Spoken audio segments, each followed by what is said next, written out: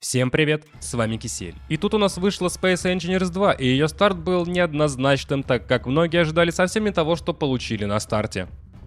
Разочарование постигло многих, особенно если читать комментарии в Стиме, а к разрабам особо не докопаешься, потому что случился не релиз и даже не ранний доступ к бетте, а произошел выход альфа-версии игры за деньги. Первые космические инженеры стартовали также в 2013 году, а полноценный релиз случился только к 2019, что пугает. Новый движок обещает нам многое, как игра в дальнейшем. К примеру, физика воды. Теперь на планетах вместо льда будет жидкая вода, с которой можно будет по-различному взаимодействовать. Но, как вы понимаете, сейчас нету планеты, нету воды.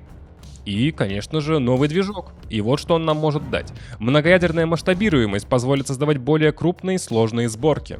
Архитектура, ориентированная на данные, обеспечивает потенциал будущей оптимизации. Улучшенная физическая симуляция с реалистичными разрушениями и деформациями, конвейер на базе графического процессора для превосходного визуального качества и производительности и реальная объемная среда, обеспечивающая плавный игровой процесс от космоса до планеты. Что сейчас доступно? Предзагруженная карта с несколькими кораблями и 2 базами. И творческий режим, где вы вольны создавать, что хотите. И то это все урезано, даже нету доступа к инвентарям. Небольшой список основных блоков, без личных инструментов. Вы даже не сможете стрелять с корабля при условии, что поставите пушку, потому что не работают инвентари. То есть, вот тебе кубики, строй что хочешь, и ломай. Да, конечно же, есть новая система разрушаемости. И она неплоха.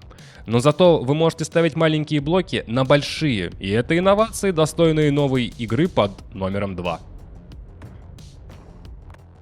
Модули и детали, которые вы установили, разрушаются на более мелкие части. Они могут рандомно улететь непонятно куда или исчезнуть. Все модули имеют заранее заготовленные структуры разрушения, но почему-то это не относится к блокам брони.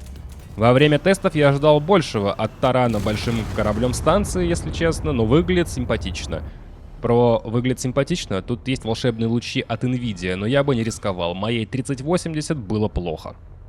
Что нас ждет в дальнейшем? Сейчас у игры версия 1.0, она вышла 27 января 2025 года. В версии 1.1 появится возможность делиться своими урезанными поделками через Steam Workshop. Толку 0, так как все урезано и почти все не работает. Еще есть воксели для создания камней. В версии 1.2 появится улучшение механик и пользовательского интерфейса, что бы это ни значило. Но кажется, идет речь о системе инвентарей, заполнении помещения кислородом и прочим, но это уже мои догадки.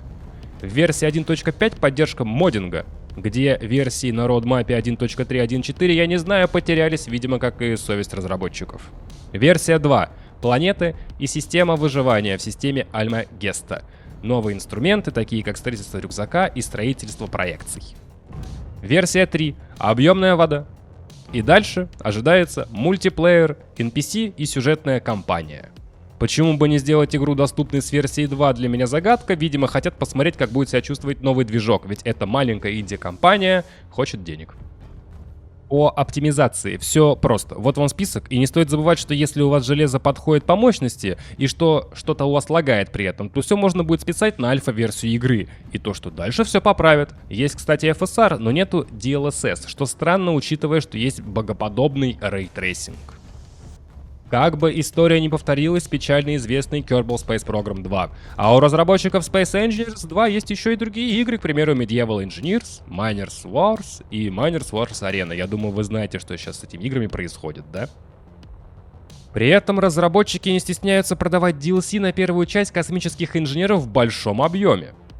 Вот, пожалуйста, список. Это к тому, что маленькая инди-компания хочет денег. А за $30 вы можете купить доступ к альфа-версии игры и стать платным тестером Space Engineers 2 за свои деньги. $30 на официальном сайте, в Steam для России, там 1100 вроде.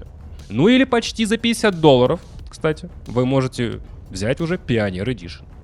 Я думаю, комментарии про ведение современной разработки игр от этой компании излишны.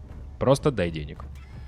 Я даже не буду ставить большое количество игр в пример в плане денег и разработки и нового контента. Просто там, к примеру, No Man's Sky, да. Один раз покупаешь и куча DLC, которые выходит, еще раз выходит. Ладно, не об этом сегодня. Сколько ждать релиза? И когда будет играбельно, непонятно. Никаких сроков нет. Если, скажем, между версиями игры, отмеченными на роудмапе, мы будем прыгать по 1 месяцу, то нормально. Но мы все прекрасно понимаем, что так оно не будет. Стоит ли покупать и играть сейчас? Вот вам хороший пример онлайна у этой игры в Стиме. И вот онлайн у первой части. Так что ответ на этот вопрос, я думаю, вам дал. Буду следить и информировать вас о ведении разработки этой игры, так что не теряемся. Буду ли я в нее играть сейчас? Нет. Я лучше пойду в первую часть, обмазанную платными DLC и модами со Steam Workshop. Я понимаю, что я не рассказал про много чего из серии «Безопасная скорость 20 метров в секунду» теперь есть и так далее. Я все протестировал на стриме в день выхода игры.